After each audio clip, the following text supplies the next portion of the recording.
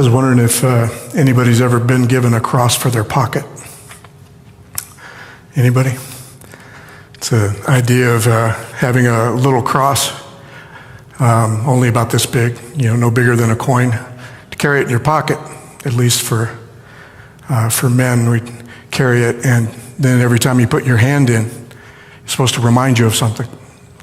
And of course, the cross, hopefully, that it reminds you of God, to call mind to that every day.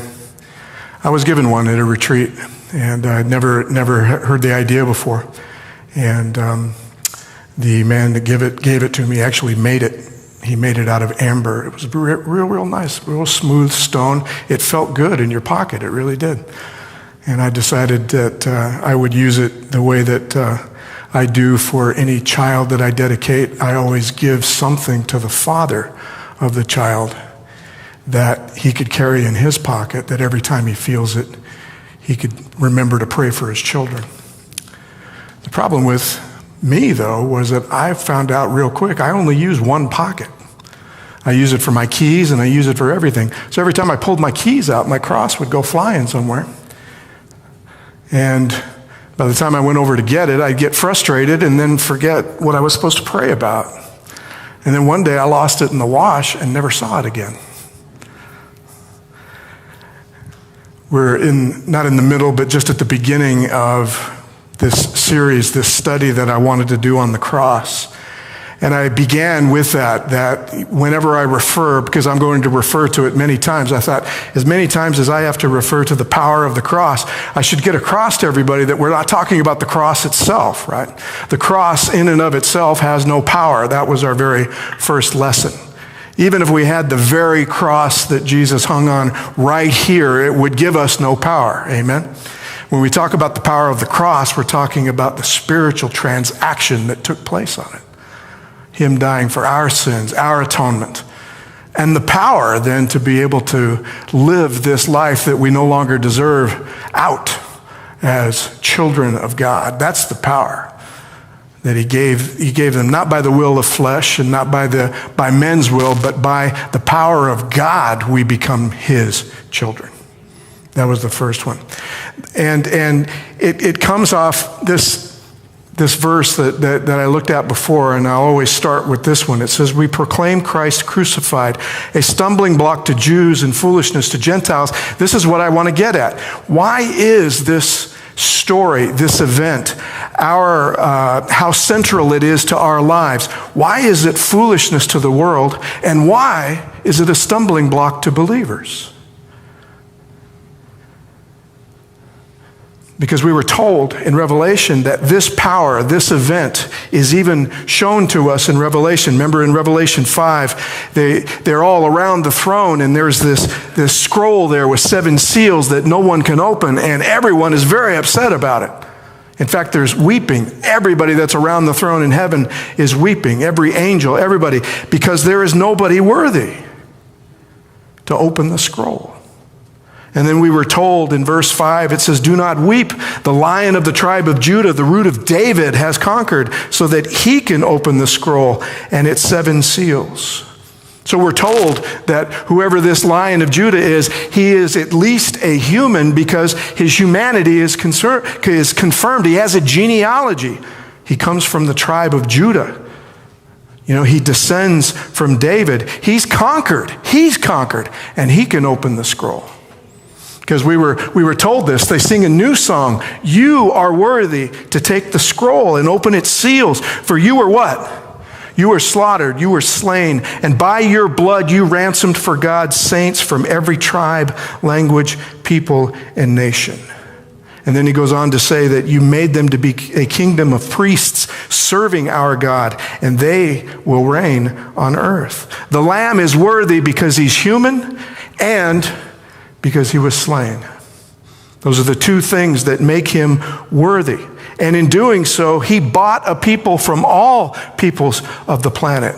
So two views, if you will, of the very same event.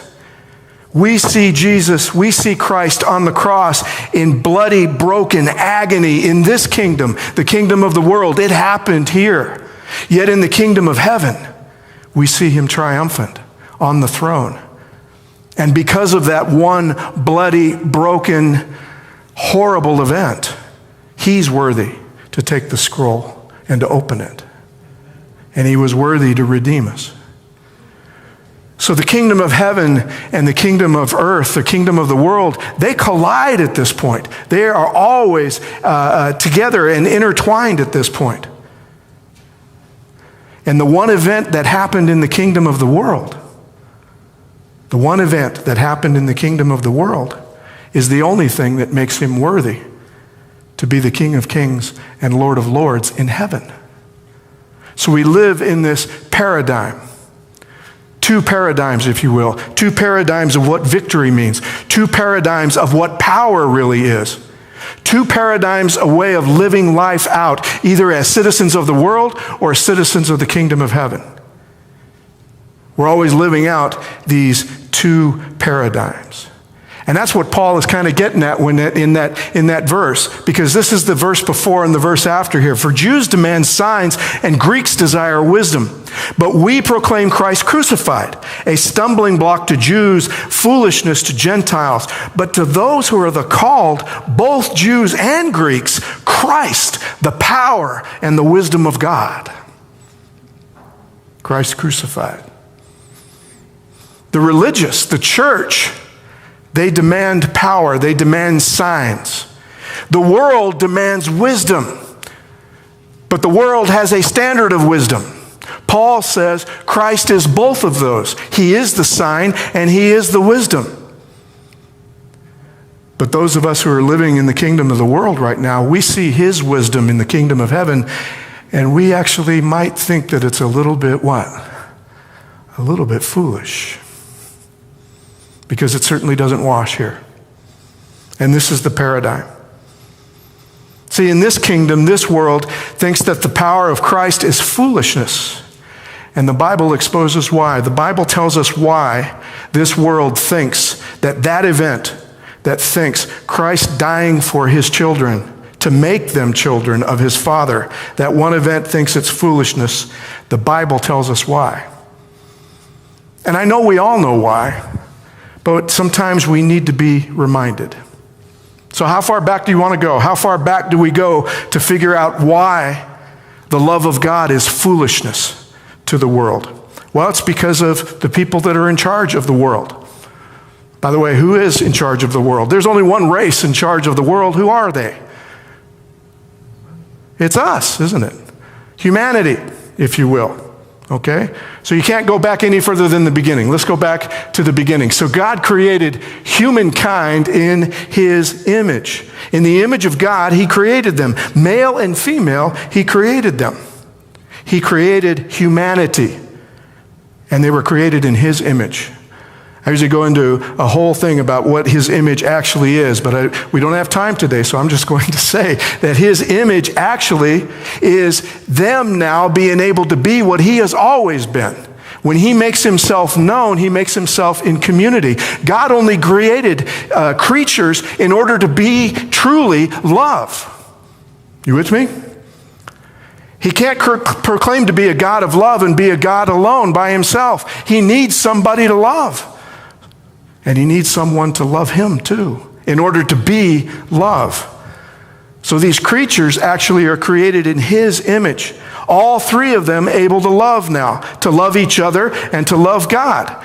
And love always begins in one place, one fundamental place you have to start in order for creatures to be able to get to love. And you have to start here. The Lord God commanded the man, you may what? You may freely eat. You may freely eat every tree of the garden, but of the tree of the knowledge of good and evil you shall not eat, for in the day that you eat of it, you shall surely, what? Die. They had the ability, if you will, it was created in them to do what? To choose. Even before the fall, they could choose between which tree. They didn't have to eat from every tree every day, did they? He said you could eat from any of the trees and you can eat what? Freely. They were created with what? With free will. If love doesn't come from free will, it's no longer love. It's an imitation of love. It's a perversion of love. God gave them free will. And the free will said this: I created you with free will. You could love me or not. You could worship me or not. If he only wanted people to worship him, he would have created another kind of pet. He'd already created an entire world, an ocean of pets, didn't he? Humanity was supposed to be different. We're the only ones that can do this. As long as they choose life, they'll have life. Given freely by the Creator, lived now freely by the creature king and queen. Is there anybody here who is married who did not have 1 Corinthians 13 said sometime during your ceremony? Either printed in your bulletin, pastor said it, somebody with scripture reading said it. You probably got a gift that had 1 Corinthians 13 on it for your gift. Is there anybody here whose wedding did not have something to do with 1 Corinthians 13? Not if I married you. I know if I married you, it's right there in the middle of my devotion for you, okay? 1 Corinthians 13. You ever notice that in Paul's listing of love, and as, how do we put it, as profound and also as, overlooked, if you will, that 1 Corinthians 13 is? It's one of those passages that is so profound, but also so referred to so often, it's now become, right? But have you ever noticed that he only gets two qualities of love out before he has to add now what it isn't? There's only two is at the beginning. Love is patient, love is kind, and then he has to turn to what? Love isn't. It's the pastor, it's me, it's anybody who's ever married. It's Paul actually telling the couple who's experienced this beginning, this brand new beginning, this beautiful beginning of romance and everything else, telling them, look, I wish that it was always going to be kind and patient before you go headlong crashing into the two natures that are now living under one roof. Love on this planet is a demolition derby. It's not envious, it's not boastful or arrogant or rude. It does not insist on its own way. That's probably where he loses all of us, right? Especially in marriage. Amen? Does not insist on its own way. It's what happens after the fall. Adam and Eve, who were before that, were perfectly patient, perfectly kind, didn't have to rejoice in wrongdoing because there was no wrongdoing, didn't have to rejoice in the truth because truth was truth. There wasn't anything else. With me? So as soon as they fell, their love now becomes this demolition derby because they both adopted something else besides what they were created with. Their natures immediately changed. And I'm not sure that they know that. I'm not sure that they understand that a paradigm of power and of love has completely shifted because they're just standing there now, shivering, hiding, something they can't explain, something from within. It's like truly, it's like they've got hit by a car and the car just took off and they're standing there. They've altered their natures and it immediately shows. Immediately.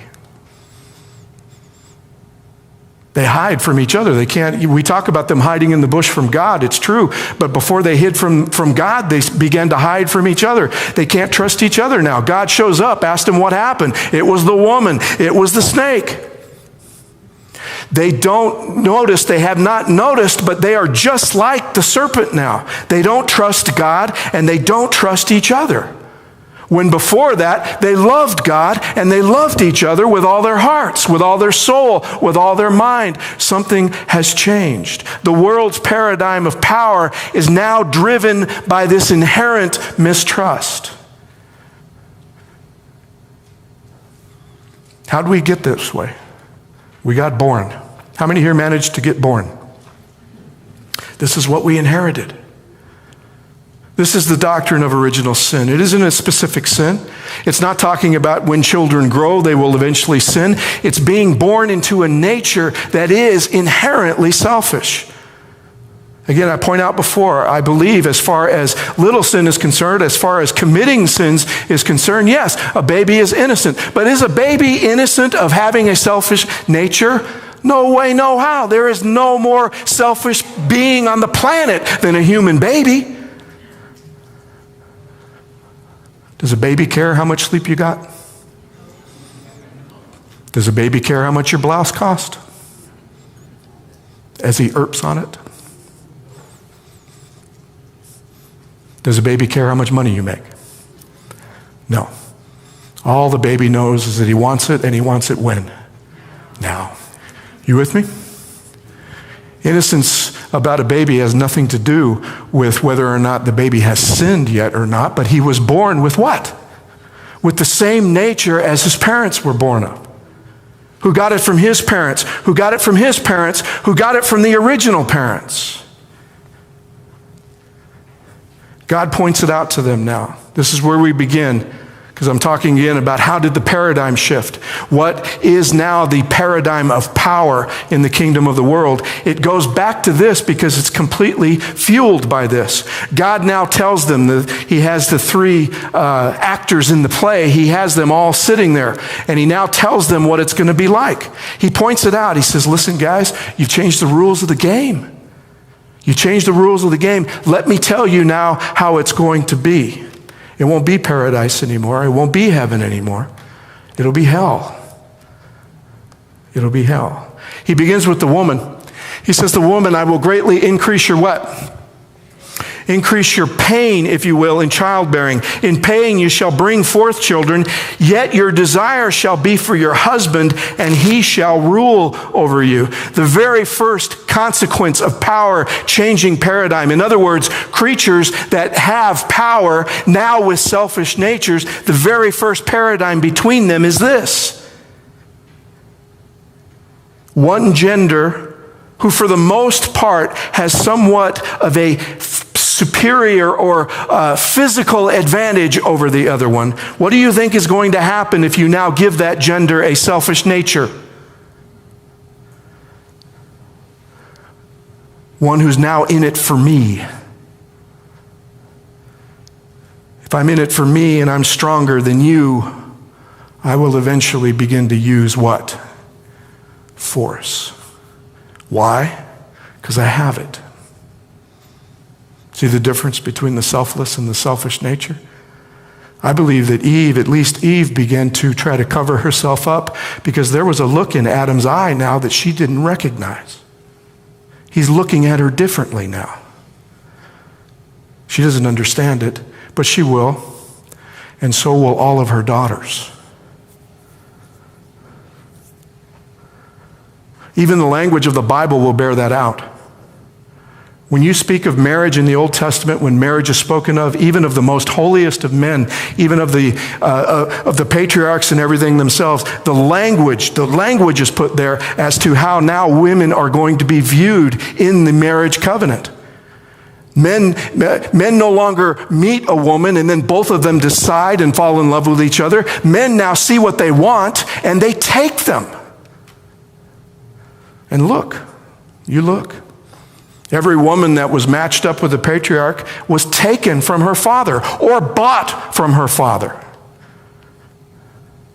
That's why I've been trying to tell you before that we're not looking for a biblical standard when we're talking about gender equality, because the biblical standard falls way, way short. Christ-like standard, on the other hand, that's different. See, but it's power. It's the paradigm now. It's now what will be done, God is saying. This is what's going to happen. It's not a mandate from God. It's a reality as to what they will now be living. What did he tell the man? It's because you've listened to the voice of your wife. have eaten of the tree about which I commanded you shall not eat of it. Cursed is the ground because of you. In toil you shall eat of it all the days of your life. Thorns and thistles it shall bring forth for you. And you shall eat the plants of the field. By the sweat of your face you shall eat bread until you return to the ground. For out of it you were taken, you are dust, and to dust you shall return. From now on, he says, the creation will no longer give itself freely to you. And by the way, the only reason that creation no longer gives itself freely to the creatures that are supposed to be in charge of it is because they now have adopted, the creation has now adopted the same nature as the creature king and queen. Nature has to protect itself.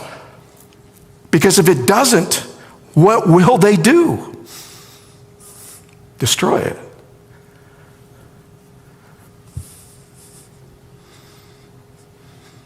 So whatever happens now, here's the downside to this. Here's the downside to it. Well, I think that, first of all, the downside is that what he's saying is that whatever it takes in life now for you to get your bread, you're going to have to work for it. By the sweat of your brow, you're going to have to work for it. And in some cases, you're going to have to work very, very hard for it. And by the way, there is no let up for it. From the ground you were taken, to the ground you will return. Everything in between will now be what? It'll now be war.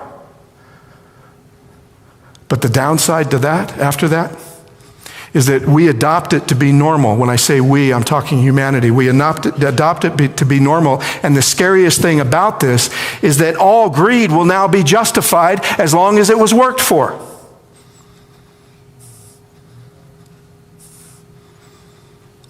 Doesn't matter how much I get. As long as I got it fairly, as long as I worked, as long as it was the sweat of my brow, then you can't tell me there's anything wrong with my greed. Mankind will find now more reasons to marginalize other humans, other people in mankind, to begin to practice this new paradigm of power. And it doesn't slip my notice that the very first thing that will be used in order to marginalize other people is economic.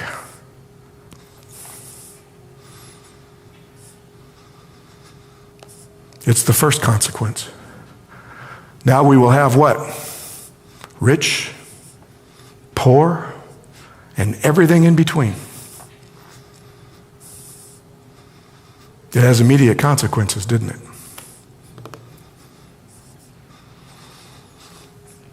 And the immediate consequences are translated this way as you continue to read after the fall. Abel, for his part, brought of the firstlings of his flock, talking about Cain and Abel, the very first children of Adam and Eve, the very first children to have to now live out this paradigm, if you will, this new paradigm of power. And it immediately begins as how they're going to worship God. So they both bring offerings, and Abel brings of his flock, and Cain brings of his harvest. God has, if you will, he has affinity for one of them, or regard for one of them, and not the other. And when Cain hears this, he gets what? He gets angry, and his countenance fell. What's going on inside somebody's head when their countenance falls, when their face falls, when it changes? When he say falls, basically, really, truly, he went from happy to bring God his offerings, and now he's what? It's fallen. You can name any emotion if you'd like to go on here. Is it jealousy? Is it envy? Is it lust? If it's pride, is it pride? Is it arrogance? The answer is what? Yes. It's all of those. Which means so that when he decides to act on that and to kill his brother, what was the reason that he killed him? He killed him for nothing. He died for nothing. He killed him because of a human emotion, which God told him at the beginning, get a hold of this, Cain. I understand how you're feeling. I know how you're feeling right now. Remember what he said? It's crouching at the door. Get a hold of it, he said. See, but you can't tell now a human being that their own lust, that their own jealousy, that their own envy or pride or arrogance is not a reason to be acted on. People now will be killed because of other people's fallen emotions. That's just the way it is now. By the way, these are the very first brothers. You talk about sibling rivalry. You think maybe at least one sibling rivalry would end up good? No, the very first one ended up no longer having a sibling.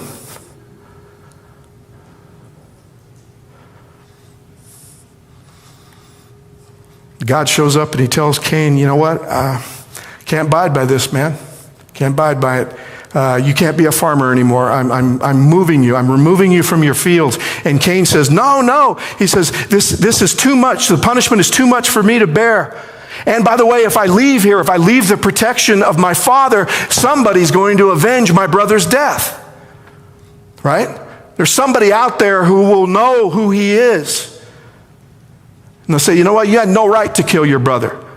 So I'm going to kill you. And God says what? He says, no. He says, not so. Whoever kills Cain will suffer a sevenfold vengeance. And the Lord put a mark on Cain so that no one who came upon him would kill him. What protects Cain now is a what?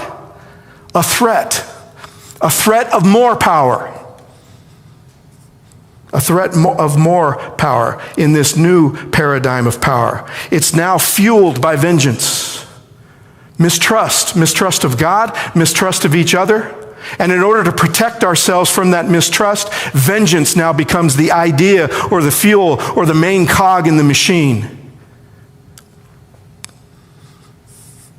Only the threat of being killed sevenfold, which I don't know what that looks like, now protects Cain. Cain's grandson comes along, though. Cain's grandson comes home one day and tells his wives, by the way, the very first time that we know that they're taking multiple wives, he just takes them, if you will. He comes home one day and he makes this pronouncement to his wives, I just killed a man for hitting me. I know you might think that I'm reading too much into this, but there is a reason that he told his wives that. That was a pronouncement also to them of what may happen to them if they decide to hit him. Listen to him. I just killed a man for hitting me. And so he needs to make a pronouncement. In other words, he needs to find. So he calls on the mark of his grandfather in order for protection. He goes back to the original. If Cain is avenged sevenfold, then Lamech 70-fold. 10 times. The new paradigm of power is up now to 70 murders for one.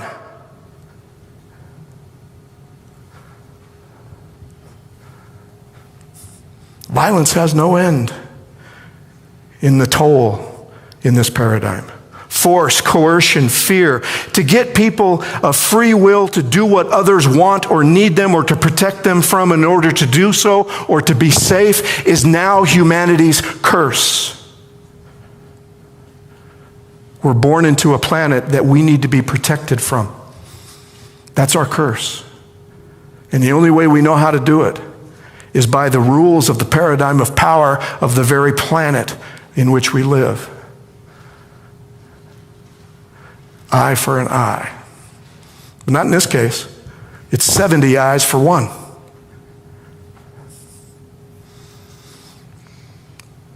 And it's so much of a curse that if you keep on reading, within 10 generations of the first murder, you have God actually saying this. The earth was corrupt in God's sight, and the earth was filled with what? Filled with violence. Filled with violence. It took only this long for that new paradigm of power to bring humanity to the brink of extinction. Humanity is this close to cannibalizing itself. It's filled with violence. It's now down to 8 heartbeats. 8 heartbeats is all that's left. 8 heartbeats are the only 8 little passages amongst the entire population of earth that God can now communicate. And I'd like to say, I'd probably say that probably out of those 8, there really is only one listening to him.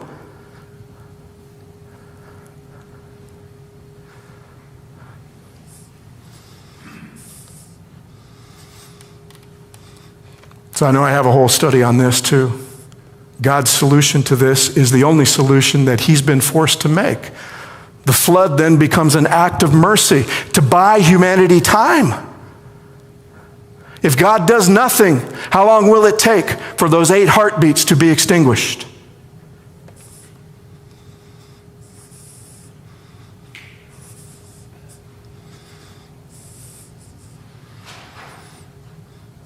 The flood buys them time. Otherwise, there's no way. There's no way this is going to go another 7,000 years, right? In order to be able to get to Jesus. Maybe up to 8,000 years to get to us.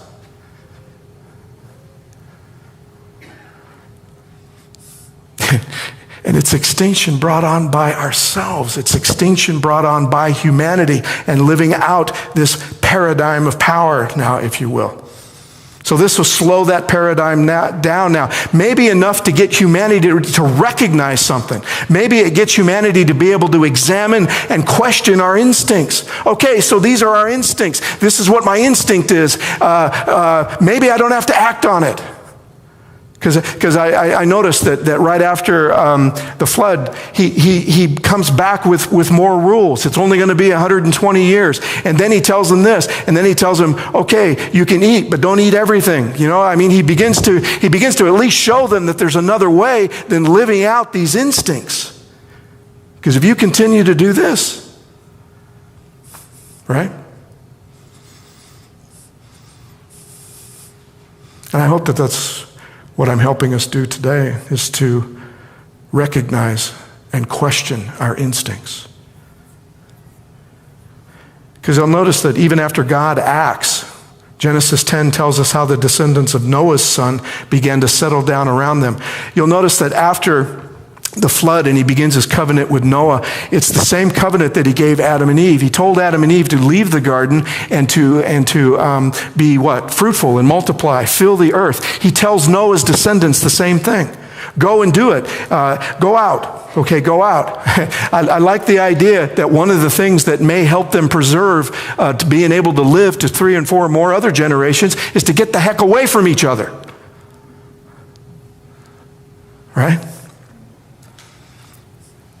The problem is that when they get away from each other and they're far enough apart and they're long enough apart, then all of a sudden now they become different.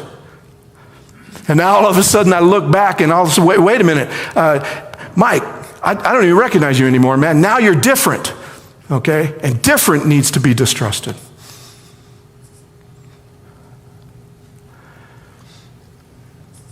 But what I noticed when you're reading chapter 10, what I noticed just that people just kind of settle in, like Japheth, the descendants of Japheth. This was the other of Noah's sons. From these, the coastland people spread. These are the descendants of Japheth and their lands and their own language by their families and in their nations. They just find their way and they settle. Okay, they just find their way out and they settle. I find that comforting, I really do. After what they've been through, and now all of a sudden they find their way. They get the coastlands, if you will. They just spread out. They have their lands. They have their own language. They have their relatives. And then in the same chapter, we're introduced to a descendant of Japheth's brother. Okay? It says here in verse 8 that Cush became the father of who? The father of Nimrod. He was the first on earth to become a mighty warrior. He was a mighty hunter before the Lord. Therefore, it is said, like Nimrod, a mighty hunter before the Lord. This is the first man that you will find being praised in the Bible for who he is. He's being called out. As a matter of fact, there's a proverb that is created of him. He has his own motto. From now on, mighty warriors down the path, you get to be compared to this guy. But I wish you could see my notes. He's the first man to be praised. I put it in quotes. Is he really being praised? Or is Moses trying to tell us something else about him? Is mighty hunter or warrior something to praise a human for? I noticed that if you look up Nimrod today, there's a whole lot of scholarship out there and about his name and everything else. But one thing that's interesting is this Hebrew word hunter, if you will, or warrior. There's some Greek derivative that when it was translated on, that there's actually some Greek translation when it was being translated that actually is kind of the basis of the word tyrant. And there's a way that I kind of have begun to look at him. See, it says here, it says the beginning of his kingdom. So Japheth was settled in the coastlands. And Japheth and his people all had the coastlands. Nimrod's beginning was where? Was Babel. We'll get back to that, okay? It was Babel. Okay, Erech and Akkad. All of them in the land of Shinar. See, so he began there. So just as Japheth's relatives settle in the coastlands, Nimrod settles in this place. He's doing what everyone's doing. And then he does something else that no one else does. From that land, he went into Assyria and built Nineveh.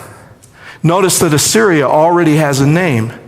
He didn't just see land that he liked and decided to go in and annex it. He saw what? He saw people too. They're already there. They're already established. And when he goes in, he builds something that isn't theirs. So what did he do? What is the Bible telling us that Nimrod did? He conquered them. Even conquered them to the point to where he could change the name of something that he puts in it.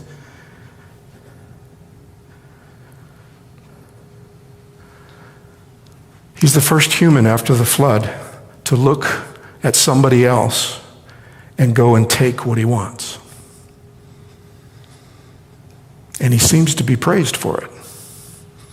But who may be doing the praising? See, Nimrod was considered mighty because he took what he wanted. And what was it he had established first? Where did he go first? Babel. Where do you hear that? Where do you hear that next? The very next chapter, Genesis 11, we hear of the Tower of what? It's the very next narrative. Come, let us build ourselves a city and a tower with its top. Where?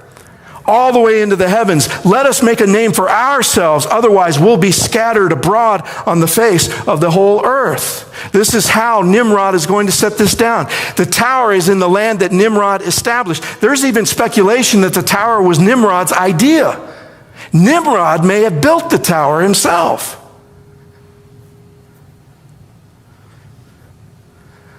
And why is he building a tower so high? What's our usual story? What do we say? Why is it that the people of Babel built the tower so high? What are they doing? They're protecting themselves, right? In case there's another what? So that sounds kind of something that would be natural, something that you should do, right? Is that they don't trust this God. He rained on them once. He's going to do it again, right? By the way, if he brings about another flood, what's that tower going to do for him? Especially when most of the water came from underneath, right? But anyway, we think that they just want to stay higher than the water. I'd like you to follow me on something. I don't think so. I think the nature of this is far, far worse. A whole lot more sinister.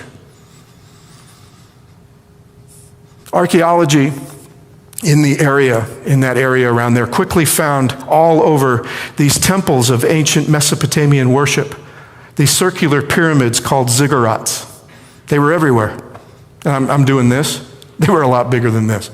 Okay. They were huge, all over, about the size of our sanctuary and more. And they are all built the same way. They're all kind of circular, and they all have this circular staircase that goes all the way around up to the very top. And at the very top, there's something else, a little miniature temple kind of built on each of them, and each of them have a door. And according to these forms of ancient Mesopotamian worship, they call this door Bav El. Remember, El is a Semitic way to refer to God. It's in God's name himself, El Shaddai, Elohim, Eloheinu, right? Bav being doorway. You thought that Babel was the languages, right? Babbling? No. Bav El means the doorway to God. What they've never found was whatever the model of all these ziggurats were. My speculation, you know what the model is? The Tower of Babel. It's built just like it. And in this ancient Mesopotamian worship, guess who the number one god in the pantheon is? A god named Nimrod. A mighty hunter before the Lord.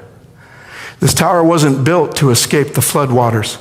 This tower was built to get all the way into the heavens and open the door to God, to send Nimrod in to do to that God what Nimrod does. And what does he do? See, if he kills God, they don't have to worry about it anymore, do they?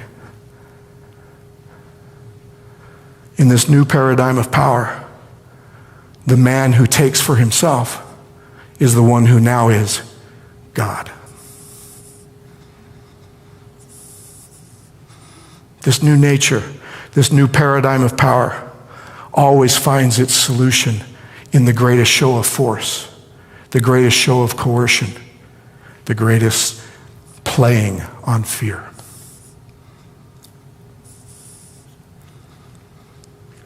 In 1994, Rwanda's population of 7 million was composed of 3 ethnic groups: Hutu, approximately 85%, Tutsi, 14%, and Twa, 1%. In the early 1900s, Hutu extremists within Rwanda's political elite blamed the entire Tutsi minority population for the country's increasing social, economic, and political pressures. By the way, 100 years before, it was the other way around. The Hutu remembered past years of oppressive Tutsi rule, and many of them not only resented but also feared the minority. On April 6, 1994, a plane carrying President Habyarimana, a Hutu, was shot down. Violence began almost immediately after that. Under the cover of war, Hutu extremists launched their plans to destroy the entire Tutsi civilian population. After killing high-profile leaders first, Tutsi and people suspected of being Tutsi were killed in their homes, and as they tried to flee at roadblocks set up across the country during the genocide. Entire families were killed at a time. Women were systematically and brutally raped. It is estimated that some 200,000 people participated in the perpetration of the Rwandan genocide. In the weeks after April 6, 1994, 800,000 men, women, and children perished in that genocide, perhaps as many as 3/4 of the Tutsi population. At the same time, thousands of Hutu were murdered because they opposed the killing campaign and the forces directing it. This is humanity's solution. It always has been. You know, and I hesitate using a genocide as an ultimate illustration of what humanity can be when I'm talking to a church family, because as soon as I said Rwanda, we checked out, didn't we? That's not us, right? That's not us, that's them. And in some circles, there's kind of a way to be able to blame the Rwandans for their own problems. This was their fault. It wasn't because they were Rwandan, it was because they were what? It's because they were human. And by the way, we're all what? We're all human. We shouldn't check out when we're talking about genocide that happened in our century, on our watch. By the way, I know of at least one Adventist pastor who was convicted of murder because he rounded up Tutsi into his church and then let the authorities know that they were there.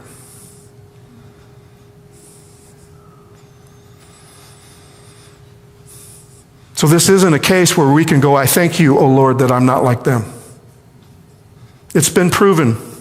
It's been proven in clinical trials that humans, all humans, Rwandan American, Romanian American, African American, Hispanic American, all what? All humans, okay?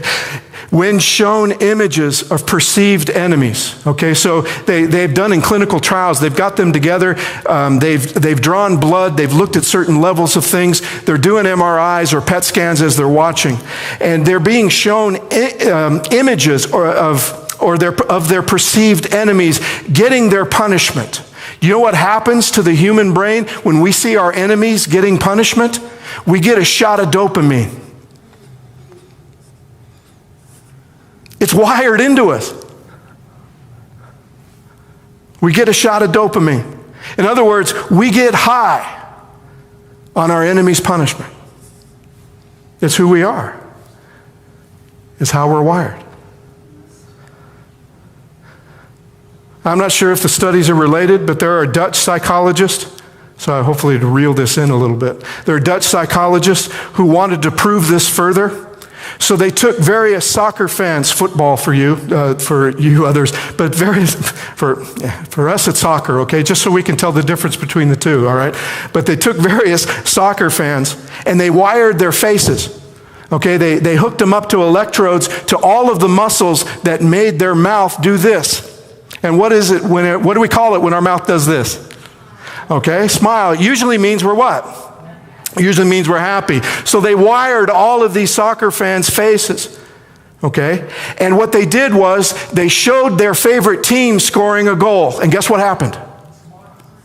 Right? So they measured it. They were able to measure how intense it was. They were able to measure how many muscles were engaged. And they were able to record them and to write them down. Same fans were then taking their arch rivals team and showed them failing to score a goal, missing or whatever, failing to. Guess what happened? Twice as much. They would rather see their arch rival fail than to see their favorite team succeed. And I know what you're saying. I know what you're saying. Yeah, I know. Because those soccer fans are crazy. But American football? No way, right, Mel?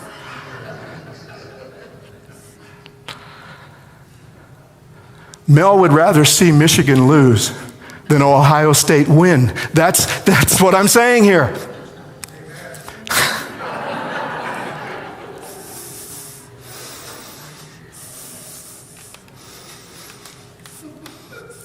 So if this happens with just images and something as innocuous as sports, do you think it gets any better or any worse when we begin to talk about things that really matter?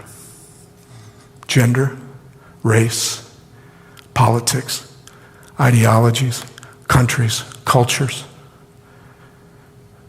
Do you think it gets better or do you think it gets worse? Religions? Factions within our own religion. See, because if you're tempted right now to as a Christian say, well, that's not me. Wire my face. You won't see that. Oh, really? Oh, really? If we think that, we're just not paying attention. We're just not paying attention. That even the good news, the gospel, our interpretation of it, our walk as Seventh-day Adventists, we have found reasons to look down on someone else. I thank you, O Lord, I'm not like that sinner over there. I thank you, O Lord, I'm not like that Sunday keeper. I'm not like that meat eater.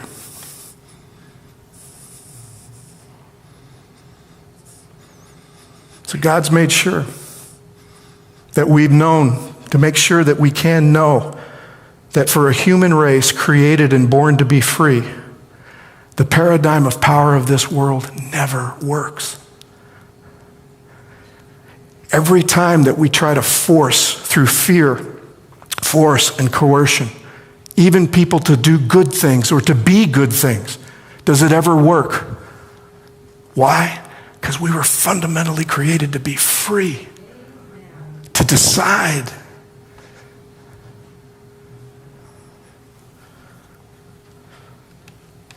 The kingdom of heaven can and will prevail. The problem with the paradigm of this world is that it works great in this world for a while. It works great for a while. But in the end, love always wins.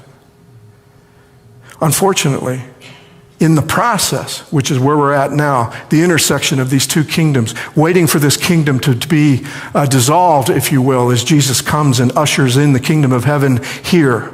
Amen? We're waiting for that, right?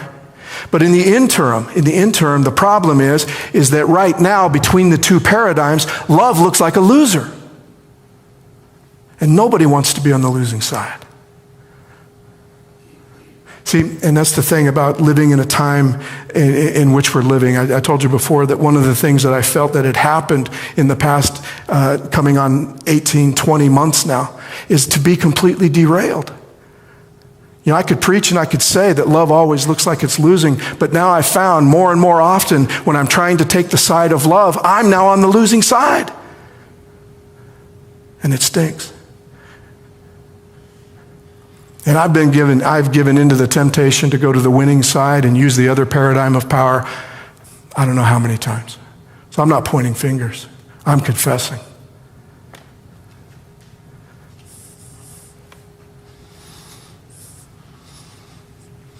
So what will eventually stop this human, fallen, selfish nature from using this kingdom's paradigm of power, from eating every human being alive? Guess what? The cross, if you will. The cross. I'm sorry, I went one past because I was looking for a slide that wasn't there. We proclaim Christ crucified, a stumbling block to Jews, foolishness to Gentiles. The cross, it curses and condemns our paradigm of power by using its very own paradigm against it. Think of this. He willingly allowed the religious power of his day, who was using force, fear, and coercion, and the military power of his day, the one who used force, fear, and coercion better than any empire that came before, and probably better than any empire that will come after. He allowed it. He allowed it all to happen so that he could hang there and make sure that the new paradigm of power establishes its foothold here. That love now has a foothold. He surrendered that very power. He surrendered all power that we may live. That's what God gives us today. That is the power from the cross. Notice it's his emptying. The power of the cross is what exalts him. Being emptied himself, taking the form of a slave, being born in human likeness, and being found in human form, he humbled himself, became obedient to the point of death, even death on a cross. Therefore, God also highly exalted him, gave him the name. This is above every name, so that at the name of Jesus, every knee should bow in heaven and on earth and under the earth. Every tongue should confess that Jesus Christ is Lord, to the glory of God the Father. And when we do that, we're bowing to the love, we're bowing to the emptied. Not an exalted emperor who won a war, but one who willingly lost a war for us. And in the process, show us what love could really accomplish if we would be willing to be emptied. My problem is that I'm not so easily emptied of my nature. Are you? No. Which again is why we're in this together. The only power that will exalt us is to be not exalted. To our natures, to our world. That power, that emptying power, that surrender, that paradigm of power from the kingdom of heaven, love, if you will. For God so loved the world that he gave his son, he sacrificed his son. That power to our natures and to the world, it'll always look foolish. It'll always look foolish. So today I just want to ask you, you want to be a fool? Because I do. I want to be a fool. I want to be known as the biggest fool for Christ on the planet. I invite you to be with me as huge, huge honking fools. That's what we should be. So the foolishness of the power. Thanks for hanging in there.